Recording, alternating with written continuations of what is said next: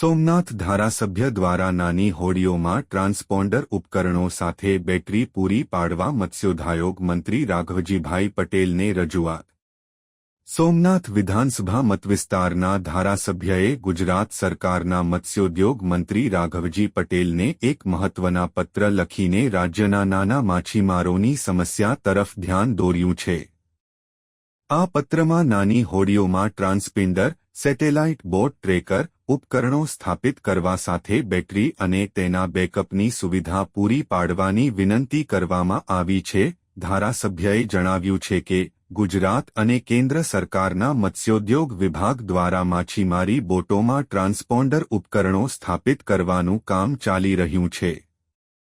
આ ઉપકરણો મોટી બોટીમાં સ્થાપિત થઈ ચૂક્યા છે અને હવે નાની હોડીઓમાં પણ આ યોજના અમલમાં આવી રહી છે।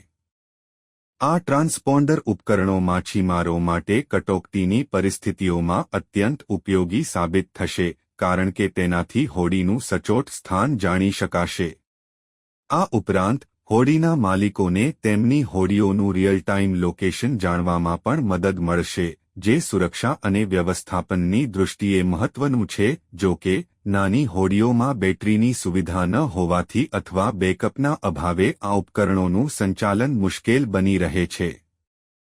આ ઉપકરણોને સતત વીજ પુરવઠાની જરૂર હોય છે અને બેટરીની ખરીદી નાના માછીમારો માટે આર્થિક બીજ ઊભું કરી શકે છે।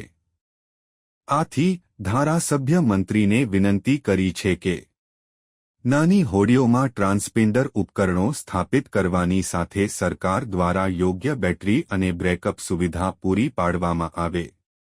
આનાથી નાના માછીમારીને આ ઉપકરણોનો ઉપયોગ કરવામાં સરળતા રહેશે અને તેમની આર્થિક મુશ્કેલીઓ ધારાસભ્યએ આ બાબતે મંત્રી પાસે ઝડપી અને પ્રકાશાત્મક પગલાંની અપેક્ષા વ્યક્ત કરી છે, જેથી ગુજરાતના નાના માછીમારીને રાહત મળી શકે અને તેમની સુરક્ષા સુનિશ્ચિત થાય।